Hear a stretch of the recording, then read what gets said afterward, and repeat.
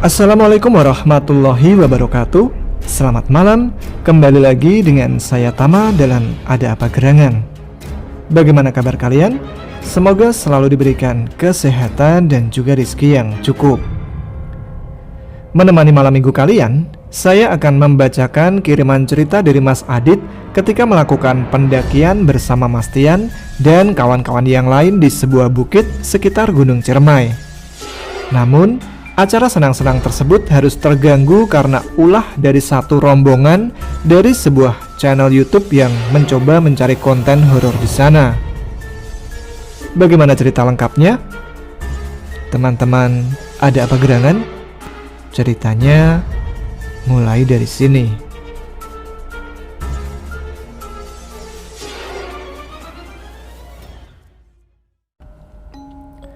Assalamualaikum. Halo sahabat Ada Apa Gerangan, semoga kalian tetap baik-baik saja tanpa adanya satu kekurangan pun. Dan semoga kalian tetap survive untuk menghadapi masa PPKM yang selalu diperpanjang dan diperpanjang, mungkin hingga nanti genderuwo disunatin atau Mbak Kuntilanak jadi bintang tamu di channel Ada Apa Gerangan ini. Pada kesempatan kali ini, gua mau menceritakan salah satu pengalaman yang gua alamin yang terjadi hanya beberapa saat sebelum masa pandemi menyerang negara yang banyak melahirkan netizen bergaris keras ini. Sebelum gua bercerita, ada baiknya kalian semua memakai headset supaya dapat merasakan keseksian suara dari Mas Tama ini, dan pastinya sih supaya tetangga sebelah nggak curiga ya kalau wifi-nya lagi dicolong. Hehe, bercanda. Nama tempatnya gua samarin ya, karena sekarang lokasi itu sudah menjadi hits banyak kalangan muda-mudi yang berkunjung ke sana untuk menikmati suasana alamnya, dan tidak jarang juga yang melakukan camping di sana. Yang pasti sih masih di daerah Jawa Barat dan letaknya tidak begitu jauh dari rumah gua. Hari itu, hari Kamis pukul 2 siang, Tian berkunjung ke rumah gua. Saat kisah ini terjadi, Tian memang sudah merantau ke Jakarta, namun katanya sih saat itu lagi menghabiskan masa cutinya. Dia mengeluh ke gua karena merasa bete dengan liburan kali ini, yang hanya diisi dengan makan dan tidur. Hah, padahal baru beberapa hari aja udah ngerasa bete, apalagi kayak gua. Itu sudah menjadi kerjaan sehari-hari. Hah, dasar lemah, batin gua berucap. Gua pun punya ide buat naik Gunung Ciremai lagi. Aktivitas yang dulu pernah kita jalani dan banyak ceritanya. Namun Tian menolaknya. Alasannya, si doi fisiknya udah gak kuat karena sudah lama banget dia gak naik gunung. Dia sudah lama juga gak berolahraga dan malas untuk memulainya kembali. Akhirnya, gue mengusulkan buat camping dan ngopi di sebuah gunung yang masih di deretan perbukitan Gunung Ciremai, sembari mencari suasana yang berbeda. Tapi mungkin lebih tepatnya bukit sih ya, karena tidak terlalu tinggi, mungkin kisaran 1000 mdpl. Dan sebenarnya bisa diakses dengan menggunakan motor. Namun untuk mencari suasana yang berbeda, kami melakukannya dengan berjalan kaki dan mengambil jalur yang tidak biasa, yaitu keluar masuk kebun dan persawahan supaya ada kesan mendakinya. Tian pun menyetujuinya dan gua mengajak Andre serta Hamid. Tanpa basa-basi pun mereka menyetujui ajakan gue dan Tian. Sore harinya, gue menyiapkan beberapa perbekalan yang dirasa perlu. Namun tidak terlalu banyak karena tidak banyak makan waktu juga. Dan siang pun kita langsung turun. Selepas sholat isya, kami berkumpul di rumah Tian memeriksa perbekalan dan perlengkapan yang akan kami bawa. Ketika gue memasuki rumah Tian, aroma wangi tercium semerbak di hidung gue. Dan ternyata Tian sedang membakar dupa atau buhur yang namanya entah itu apa. Yan, mau naik gunung kok bakar-bakar ginian sih? Bikin horor aja, celoteh gua.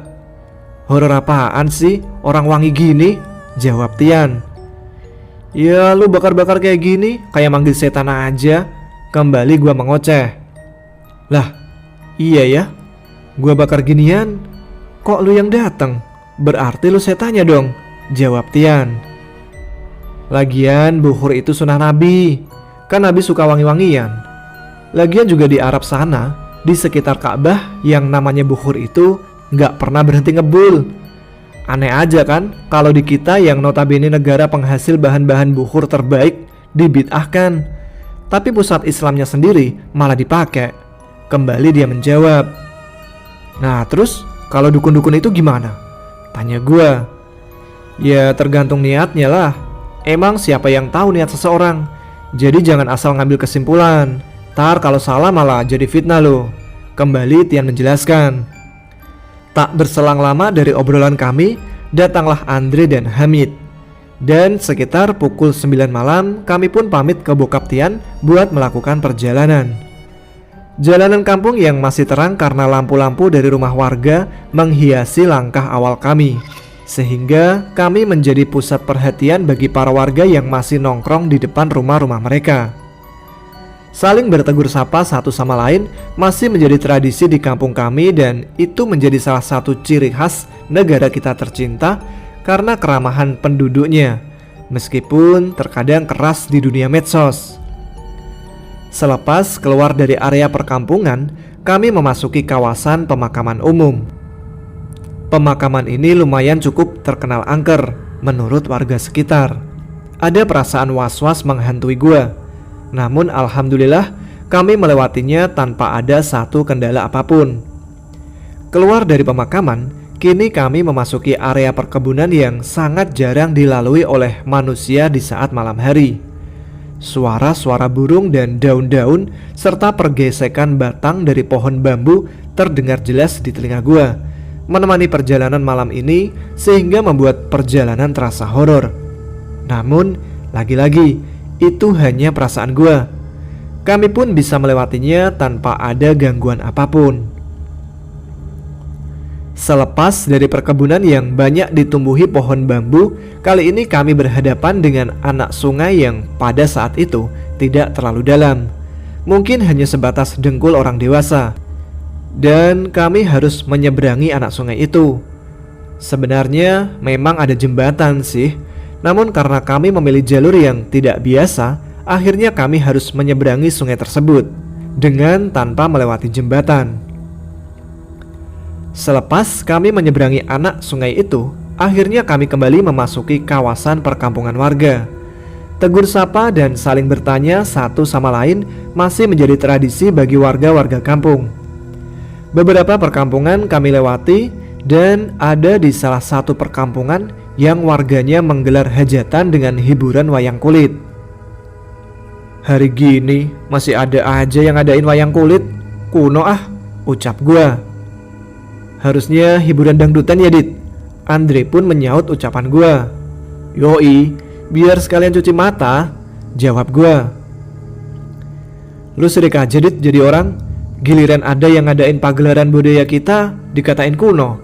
Tar giliran budaya kita diakui negara lain ngambek-ngambek, protes Tian. Tahu lu Dit, bawel jadi orang. Hamid pun mendukung ucapan Tian. Gua sih yakin lu gak bakalan tahu Pandawa itu siapa, Punokawan itu siapa saja, asal usulnya dari mana. Kembali Tian berucap. Emang itu siapa Yan? Kini Hamid bertanya. Ya pantesan aja budaya kita banyak diakui negara lain. Kalau generasi penerusnya saja kayak kalian semua yang gak tahu budaya leluhurnya sendiri, ucap Tian. Ah lu Mit, sok-sokan ngecengin gua lu. Lu nya sendiri aja gak tahu, protes gua ke Hamid.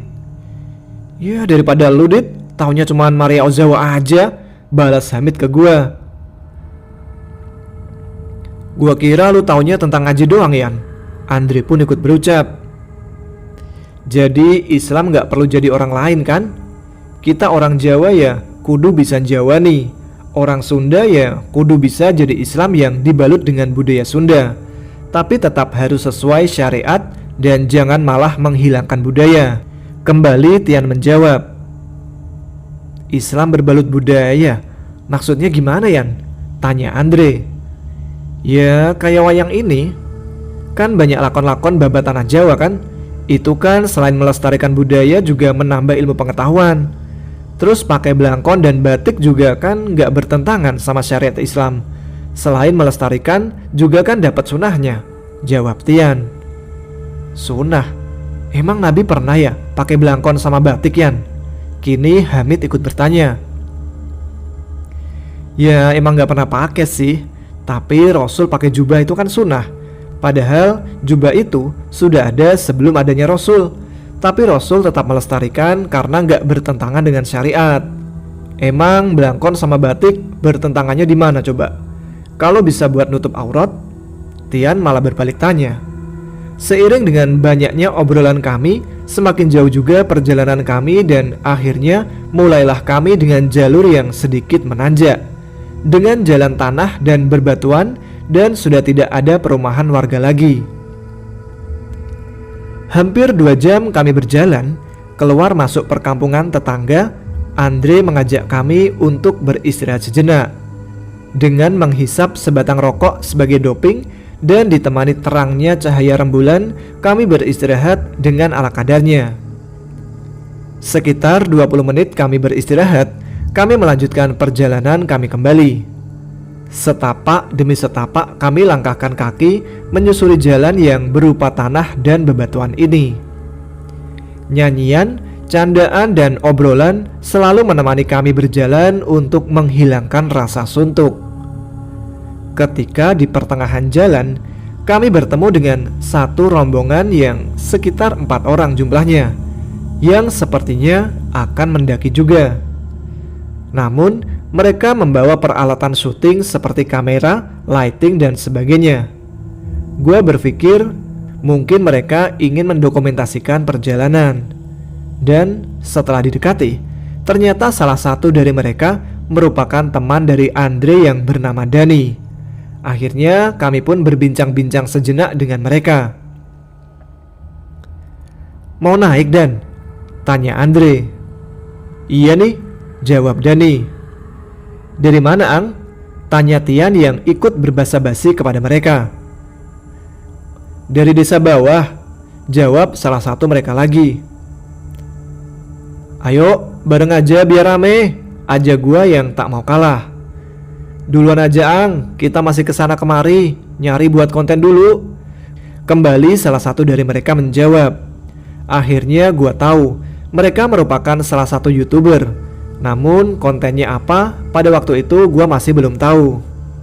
Oh iya, sekedar informasi, panggilan Ang di kampung kami merupakan panggilan akrab satu sama lain.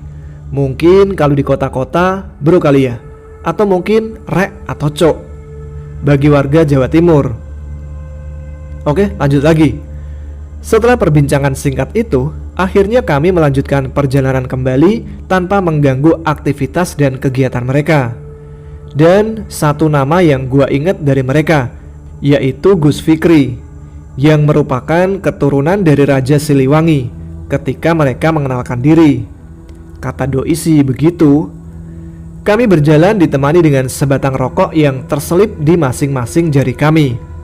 Ya maklumlah, semuanya perokok berat. Tanjakan demi tanjakan yang sepi kami lalui. Namun memang tidak terlalu terjal seperti di gunung-gunung besar pada umumnya, karena ini memang jalur yang sengaja dibuat khusus bagi para warga yang hendak mencari kayu bakar di hutan kaki gunung. Sesekali suara burung malam terdengar di telinga menemani perjalanan kami menuju ke puncak. Dan kepulan asap putih dari rokok yang terkena sinar bulan maupun headlamp kami terus mewarnai di sepanjang perjalanan. Di tengah perjalanan, tiba-tiba Tian berucap, "Aneh, kok pada turun semua sih?" "Kenapa, Yan?" tanya Andre. "Ah, gak apa-apa kok, udah lanjut aja," jawab Tian singkat. Jujur gua sih sebenarnya sudah tahu maksud Tian seperti itu, dan dalam hati gua sudah mulai ragu-ragu untuk melanjutkan perjalanan. Untuk memastikan keraguan gua, akhirnya gua tanyakan langsung ke Tian dengan berbisik-bisik, berharap yang lain tidak mendengar. "Yakin gak apa-apa nih, Yan, kalau lanjut?" tanya gua ke Tian. "Iya, bismillah aja. Toh perasaan kita gak ngelakuin kesalahan kok. Udah lu diem-diem aja, Dit," pinta Tian ke gua. Dan akhirnya kami pun melanjutkan perjalanan sembari gua bersiap siaga memasang kuda-kuda untuk menghindari hal yang tidak diinginkan. namun tetap keep silent supaya yang lain tidak curiga. Mungkin lebih tepatnya bersiap siaga untuk lari ya, kalau terjadi penampakan yang ekstrim. Sekitar jam setengah 12 malam, kami sampai di sebuah danau yang letaknya tidak begitu jauh dari puncak gunung. Kami kembali beristirahat sejenak, menikmati pemandangan dari sisi danau, karena biasanya kalau gua main ke gunung ini melalui jalur umum yang biasa dilewati motor, tidak melintasi danau ini. Sehingga bisa dikatakan gua sangat jarang banget main ke danau ini. Kalaupun gua main, paling cuman ke puncaknya atau ke lokasi wisatanya aja. Di tengah asiknya kami menikmati hisapan demi hisapan asap rokok, kami kembali kedatangan rombongan dari temannya Andri tadi. Kali ini mereka ikut beristirahat bersama kami. Di tengah asiknya beristirahat, salah satu dari mereka meminta kami semua untuk mensubscribe channel mereka. Ya nggak perlu gua kasih tahu ya nama channelnya apa, karena jujur itu nggak penting banget. Mendingan kalian subscribe channel Ada Apa Gerangan aja ya. Kok jadi promosi sih? Oke, lanjut aja. Kami semua cuman bilang oke saja. Nanti gampang lah. Toh di sini juga nggak ada sinyal. Jadi kami bisa subscribe juga kalau nanti udah di bawah kan. Di tengah kami mengobrol ngalor ngidul, tiba-tiba salah satu dari mereka ada yang berlari menuju salah satu tempat pinggiran danau dan yang lain pun mengikutinya. Kami semua terkejut entah apa yang mereka lakukan. Karena penasaran, kami semua pun mengikuti mereka sambil melihat apa yang terjadi.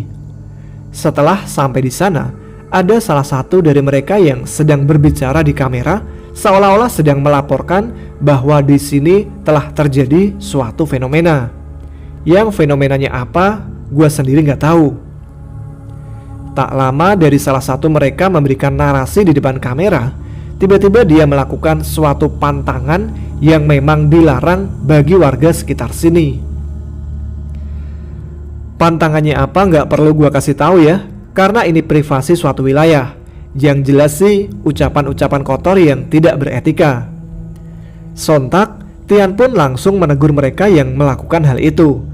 Namun mereka berdalih inilah hal yang harus dilakukan supaya makhluk-makhluk gaib itu mau berdatangan dan bermunculan, sehingga kontennya lebih menarik.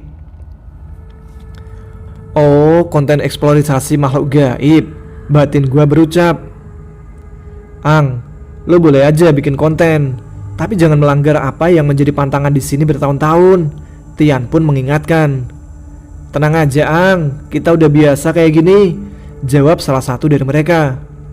Iya Ang, gua percaya. Tapi tolonglah hargai warga masyarakat sini yang menjaga tradisi ini bertahun-tahun, kembali Tian berucap. Udah Ang, kalau lu takut, mendingan lu balik aja, jangan keluyuran malam-malam, kembali salah satu dari mereka menjawab. Di sini gua melihat muka Tian sudah mulai emosi. Jujur, pada waktu itu gua berharap banget terjadi keributan di sini. Maklumlah, jiwa muda masih bergelora kan, dan seandainya keributan terjadi, gua yang bakal maju paling depan kalau buat urusan kayak beginian. Namun sayangnya Tian masih menahan amarahnya dan berucap lagi. Ya udah, yang penting gua udah ngingetin ya. Gua cuman kasihan ke warga sekitar yang tinggal di sekitar sini kalau kena dampaknya juga. Selepas Tian berbicara seperti itu, dia langsung mengajak kami untuk melanjutkan perjalanan. Kami pun melanjutkan perjalanan dengan sedikit ada amarah di benak kami. Tidak lebih dari 1 jam perjalanan, akhirnya kami telah sampai di sebuah petilasan salah satu wali songo.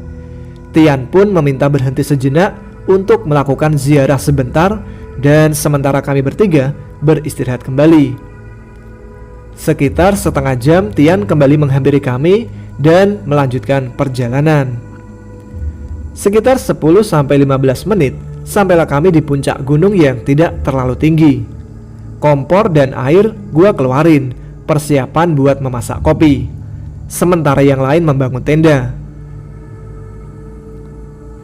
Tampak muka kusut dari Tian belum juga hilang, yang sedari tadi memang bete karena bertemu dengan rombongan YouTuber itu. Kopi pun jadi dan tenda pun berdiri. Kami menikmati panasnya kopi sambil memandangi gemerlap cahaya lampu dari bawah. Dan tidak berselang lama, rombongan YouTuber itu pun datang dan mendirikan tenda yang letaknya tidak begitu jauh dari tenda kami. Menjelang dini hari, perut pun mulai keroncongan. Gua berinisiatif untuk merebus Indomie. Dengan masing-masing semangkuk Indomie, kami menghangatkan badan dari terpaan dinginnya udara malam. Tak lupa, Tian menambahkan beberapa cucuran kecap ke mangkuk Indomie yang dia pegang. Entah bagaimana rasanya, namun bagi gua itu bakalan sedikit aneh sih rasanya. Setelah makanan habis, kami pun melanjutkan acara dengan ngopi sambil ngobrol ngalor ngidul memecahkan suasana. Tak berselang lama, rombongan YouTuber itu datang menghampiri kami. Gua pun berbasa-basi menawarkan kopi ke mereka. "Ang, kopi?" ucap gua ke mereka. "Gak usah Ang, baru aja ngopi kok," jawab salah satu dari mereka. "Ang, ikut kita yuk narik benda pusaka di sekitar sini," ajak salah satu dari mereka ke kami. Mendengar ajakan itu, kami semua saling menatap satu sama lain, antara bingung, penasaran, dan takut juga sih. "Ang, jangan sembrono lah. Ngambil-ngambil punya orang aja nggak boleh, apalagi ngambil dari alam lain." Kali ini Tian menjawab ajakan dari mereka. "Tenang aja Ang, gue udah biasa kok ngelakuin kayak gini. Bukan sekali dua kali." Seseorang yang bernama Gus Fikri menjawab ucapan Tian. "Iya Ang, gue tahu lu bisa Ang. Tapi kalau tiba-tiba dikasih begitu aja sih ya bisa dipikirkan. Kalau ngambil gitu mah mendingan jangan Ang. Mending kalau yang punyanya ngasih. Kalau enggak kan repot Ang," kembali Tian menjawab. "Kalau enggak ngasih ya dipaksa biar ngasih," ucap Gus Fikri lagi. "Maaf aja Ang, tujuan kita naik gunung dari awal cuma nyari suasana alam yang segar, bukan buat yang lain. Kalau kalian mau ngelakuin sesuatu sih kita nggak mau ikut campur Ang. Resiko ditanggung sendiri," jawab Tian lagi. Akhirnya mereka pun pamit dan pergi. Tak berselang lama dari mereka pergi, mungkin sekitar 10 menit berlalu, tiba-tiba angin berhembus kencang dengan kilatan-kilatan petir dan gemuruh yang bersautan. Namun anehnya, langit masih begitu cerah, masih bertabur bintang. "Gawe memalah baik," ucap Tian.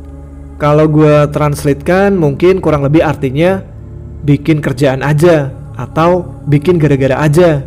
Atau mungkin bagi Tama lover yang lebih tahu bisa komen di bawah ya. "Kenapa Yan?" tanya gue penasaran. "Ada yang buka portal gaib secara paksa," ucap Tian dengan muka yang agak kesal. "Ada efeknya nggak Yan ke kita?" Andre pun ikut bertanya. "Semoga aja enggak," ucap Tian dengan muka serius. "Wah, semoga? Kalau Tian aja ragu-ragu gini, gimana dengan kita-kita yang lain nih?" batin gua berucap. Tak berselang lama, Tian membuat garis melingkari tenda kami dengan menggunakan ranting yang terjatuh. Sepertinya sih membuat pagar gaib, atau apa gua juga nggak ngerti. Kontan setelah Tian membuat garis melingkari tenda kami, angin itu tidak berhembus mengarah ke tenda kami. Meskipun gua masih melihat pepohonan yang bergoyang dan daun-daun yang berterbangan terkena hembusan dari angin tersebut. Namun, hembusan angin itu tidak sedikit pun terasa menghembus dan membelai badan kami yang duduk di depan tenda. "Gimana ini Yan?" Hamid pun bertanya. "Dinasehatin udah. Ya mau gimana lagi? Kita liatin aja lah nanti bakalan kayak gimana. Gua sih gak mau ikut-ikut," jawab Tian. "Bukan itu maksudnya Yan," kembali Hamid berkata. "Terus?" tanya Tian. "Itu," jawab Hamid sambil melirikkan matanya ke arah salah satu pohon sambil memberikan kode ke Tian. "Astagfirullah," Andre pun beristighfar dengan kencang. Sesosok makhluk buatan lokal yang tidak asing kini terlihat oleh kami. Dengan berbalut gamis putih yang sopan dan rambut hitam terurai panjang, terlihat dia adalah sosok kuntilanak. Kuntilanak itu duduk di salah satu dahan pohon dengan tatapan kosong yang memandang ke sana kemari. Kalau dipikir-pikir, solehah juga ya busana makhluk yang satu ini.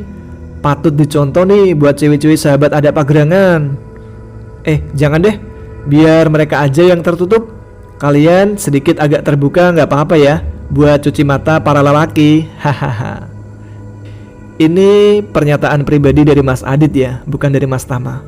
Nanti salah tangkap lagi. Oke, kita lanjut ke cerita.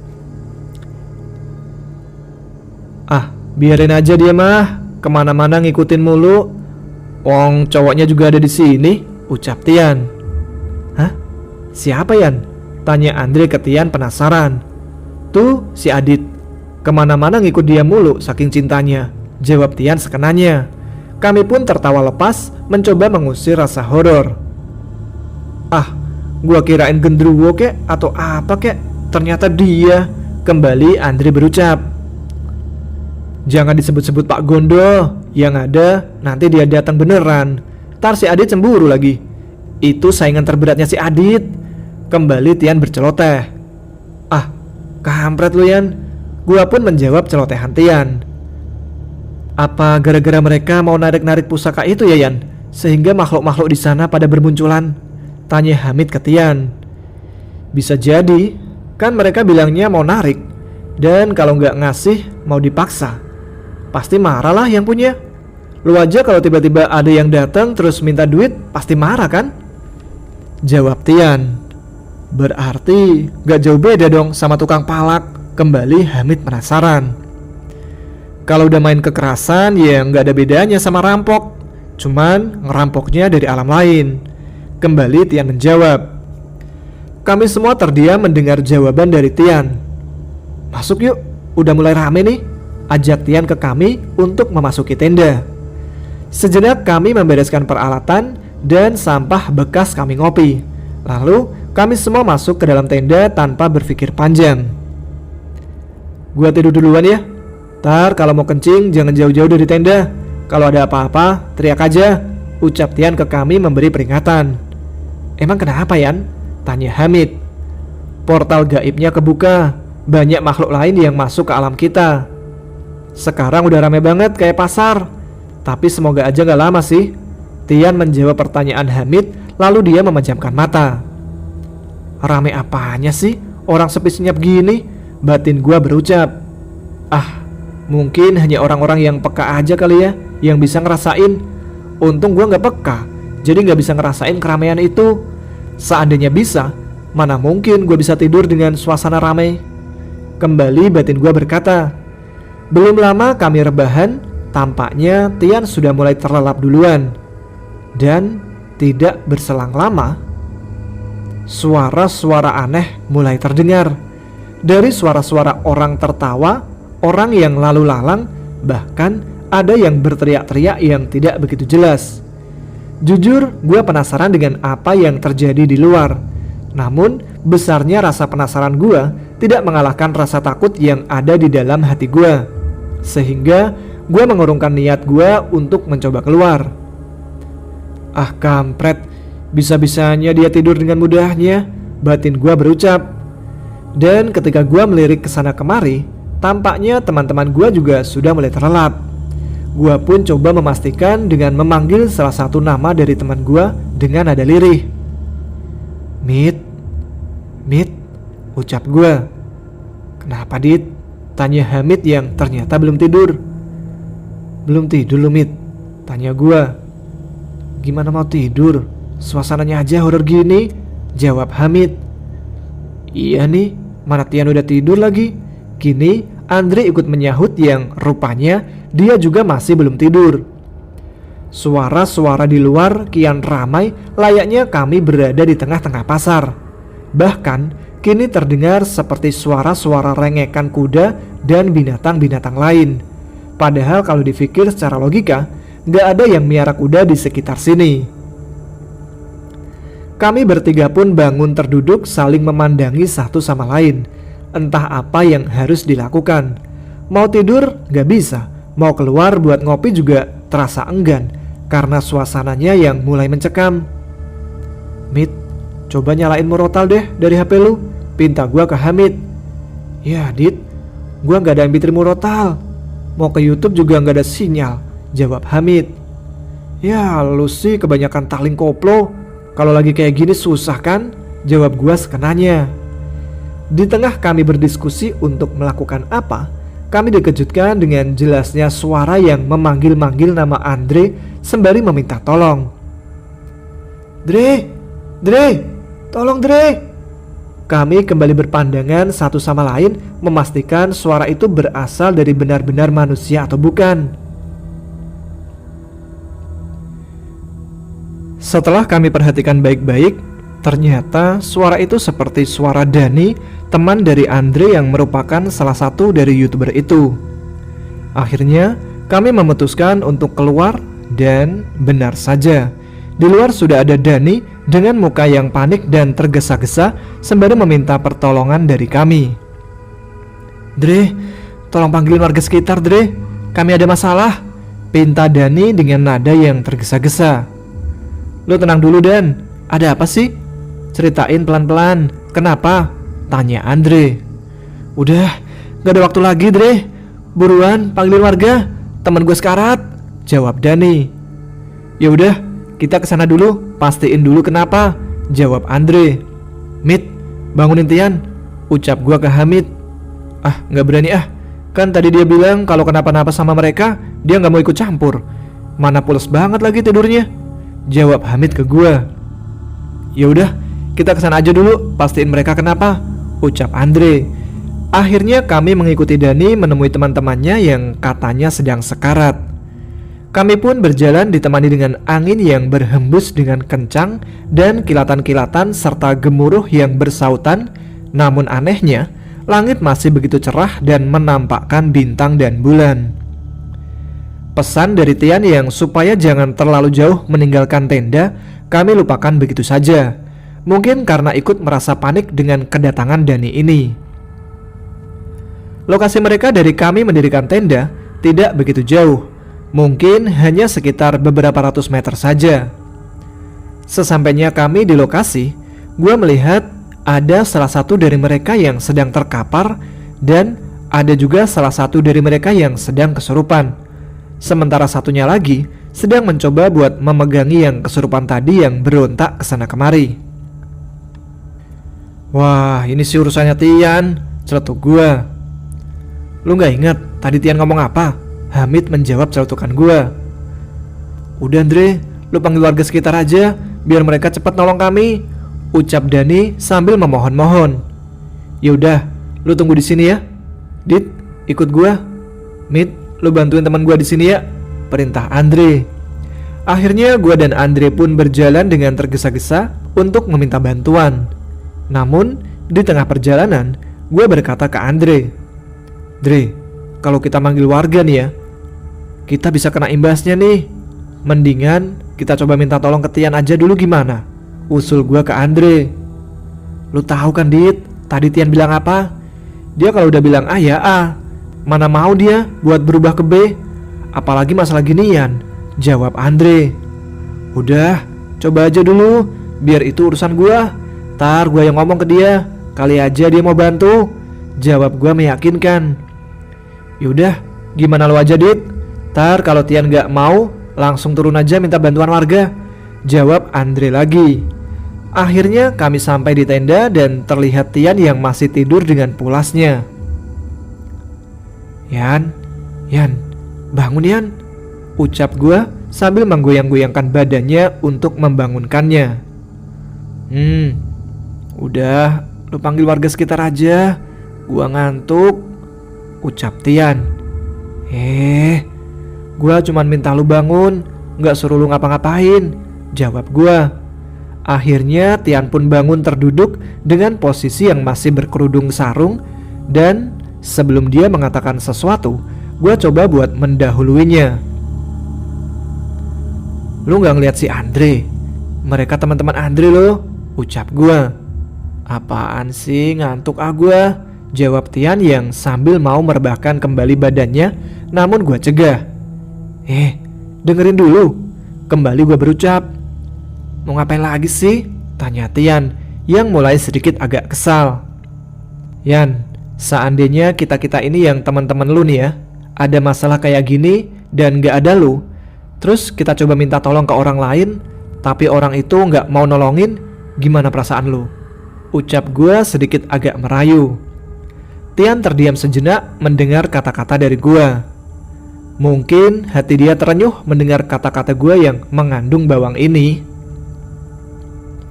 Yaudah, gue coba bantu, tapi gue gak ngejanjiin bisa clear semua lo ya. Semampunya gue aja, jawab Tian.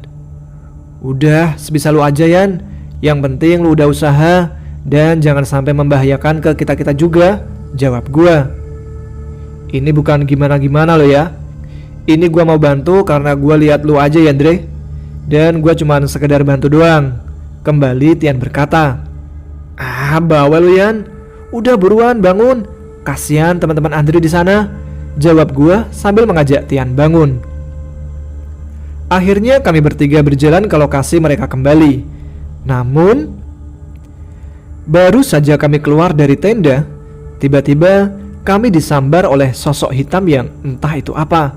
Beruntung kami semua bereaksi cepat untuk menghindari sosok itu. Sosok itu terlalu cepat sehingga luput dari pengamatan mata kami. Apa itu Yan? Tanya Andre. Udah, lanjut aja, jawab Tian. Kami pun melanjutkan perjalanan kami menuju lokasi teman-teman dari Andre. Dan masih di pertengahan jalan, kami dikejutkan dengan adanya sosok buto ijo yang berdiri di tengah jalan setapak. Sosok itu menghalangi jalan yang membuat kami berhenti untuk sesaat. Kemudian Tian berjongkok untuk mencari batu-batuan kerikil yang kecil-kecil. Dan setelah terkumpul sekitar 1 genggaman tangan, lalu dilemparkanlah batu kerikil itu ke arah sosok buto ijo tersebut. Dan tak lama kemudian, sosok itu pergi mengarah ke jurang yang berada di samping jalan kami. Kami pun lanjut berjalan. Dan baru beberapa langkah kaki kami berjalan, tiba-tiba ada yang memanggil kami dari arah belakang. Kini terlihat sosok bapak-bapak berusia sekitar 50 tahunan, memakai ikat kepala khas Sunda. Bapak tersebut berkata, "Tolong jangan campurin urusan kami, Raden." Tanpa berbasa-basi, Tian pun berkata kepada kami, "Ayo lanjut aja." Kami pun meninggalkan bapak-bapak itu yang gue lihat masih berdiri tegap di tempatnya semula. Gila aja sih, cuman beberapa ratus meter aja udah 3 sosok yang menghalangi kami, batin gua berucap. Dan akhirnya sampailah kami di lokasi di mana teman-teman dari Andre itu berkumpul. Gua masih melihat 1 orang temannya yang sedang terkapar dan 1 temannya lagi yang mencoba buat mengobati teman lainnya yang sedang kesurupan. Terlihat juga Dani dan Hamid membantu untuk memegangi yang kesurupan tersebut. Tian langsung mendekati salah 1 orang yang sedang kesurupan, lalu menyuruh Dani dan Hamid melepaskan pegangannya. Hamid dan Dani pun menuruti perintah Tian. Sosok yang kesurupan itu hanya terdiam dan memandangi Tian dalam-dalam beberapa saat. Lalu dia pun berkata, sebenarnya ucapannya dalam bahasa Sunda, tapi langsung gua transit aja ya, biar kalian semua mengerti. Pergi. Jangan ikut campur. Saya kesini untuk bersenang-senang. Kalian jangan bikin kegaduhan di sini, ucap Tian. Mereka yang bikin kegaduhan bangsa kami, jawab dia kembali dengan mengeraskan suaranya. Urusan kamu sama mereka itu urusan kalian. Saya nggak mau ikut campur, tapi saya kesini butuh ketenangan. Kenapa kalian malah ribut? Kembali Tian berkata. Sosok itu hanya terdiam tanpa menjawab pertanyaan dari Tian. Selama ini kita nggak ada masalah. Saya menghormati kamu dan kamu juga menghormati saya. Saya akan memberikan kalian semua hadiah surah Al-Fatihah, tapi kalian pergi dulu dari sini. Dan jangan membuat kegaduhan selama saya masih ada di sini. Satu lagi, kalian jangan membuat warga sekitar resah akibat anak-anak ini. Warga sekitar nggak tahu apa-apa dengan kejadian ini. Kembali Tian berucap kepada sosok itu. Sosok itu masih terdiam dan kini matanya memalingkan wajahnya ke sana kemari.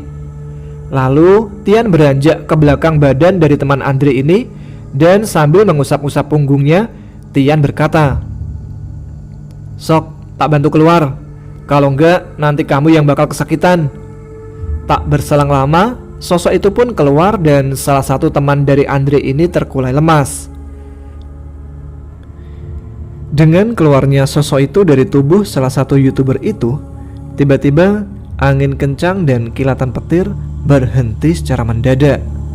Dan setelah masalah kesurupan bisa ditangani, kini Tian mendekat ke arah salah satu teman Andre yang sedang terkapar dan ternyata itu adalah Gus Fikri.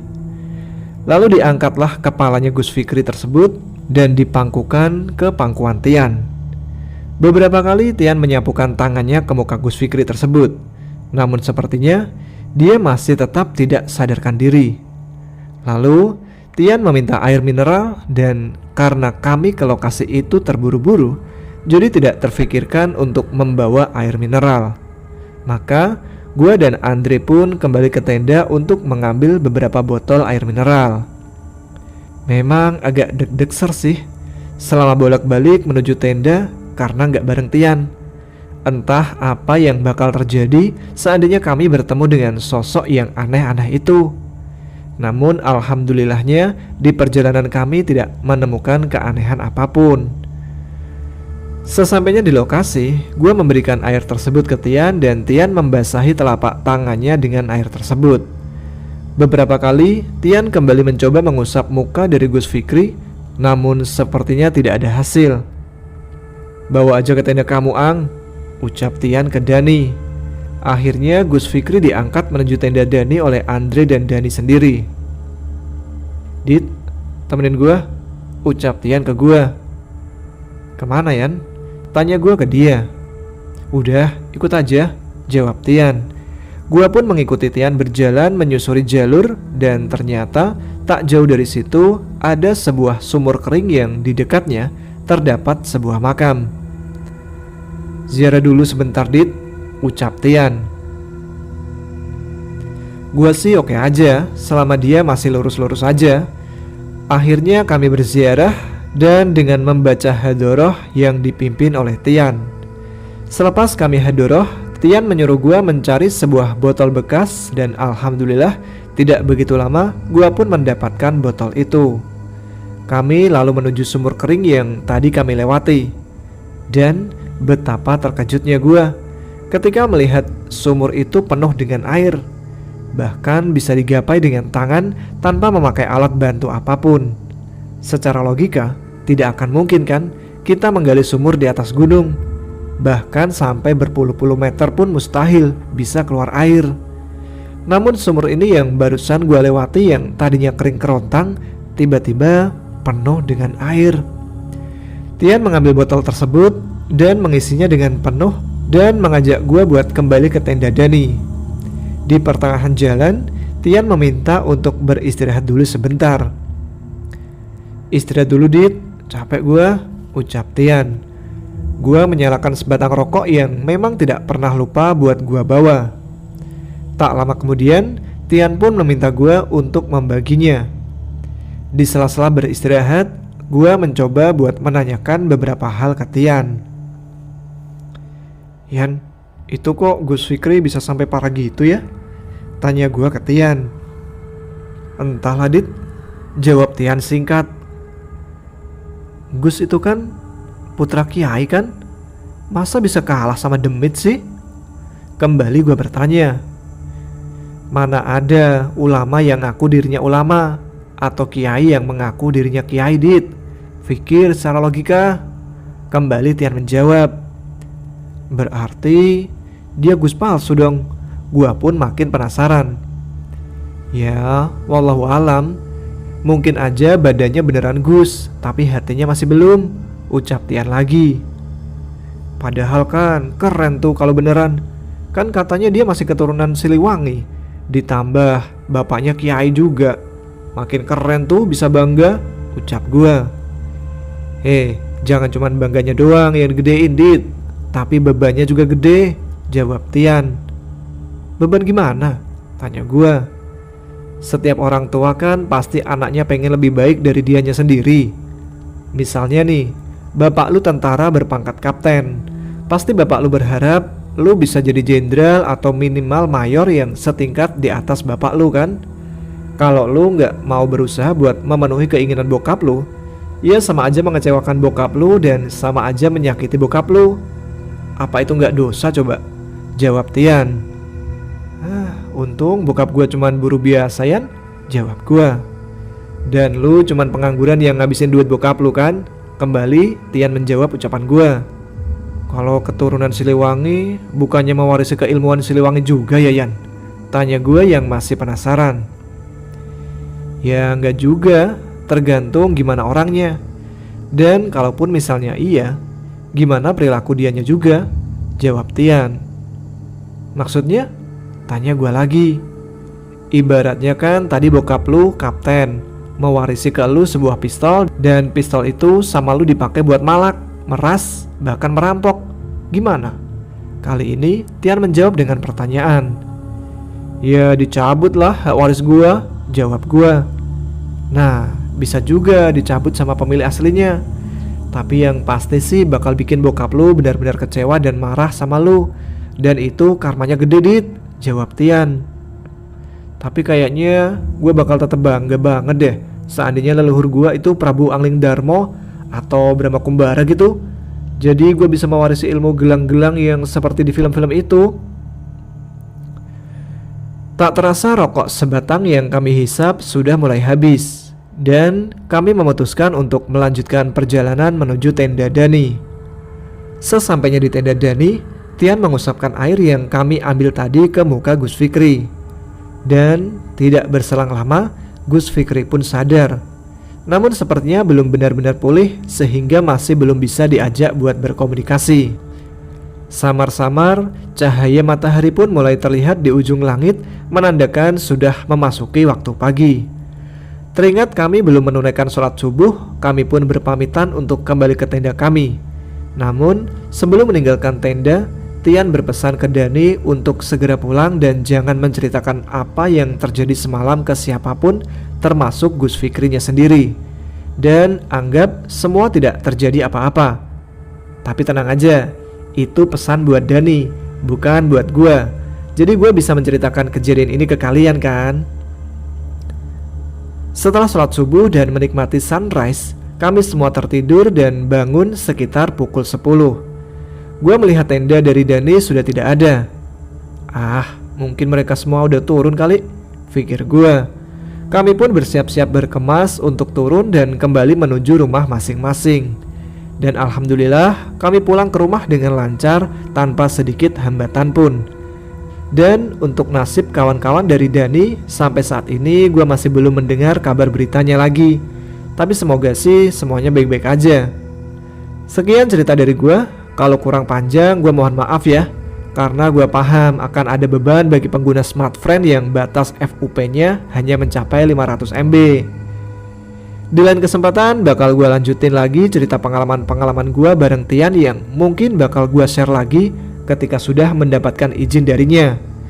Buat Tama Lover, jangan lupa untuk tetap pakai masker, stay safe, dan jangan lupa untuk bahagia.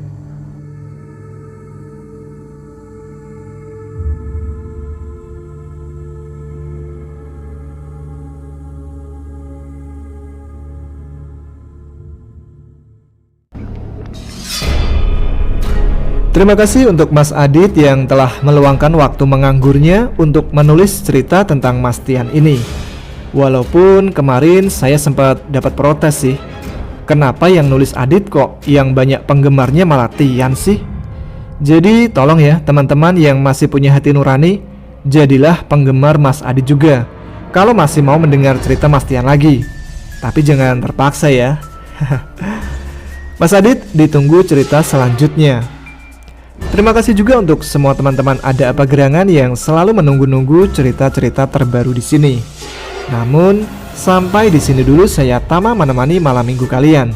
Kita jumpa lagi dengan cerita-cerita lain yang insya Allah tak kalah seru. Jangan lupa subscribe bagi yang belum, tuliskan komen, tunjukkan eksistensi kalian. Tetap semangat, jaga kesehatan, selamat malam, selamat beristirahat. Wassalamualaikum warahmatullahi wabarakatuh.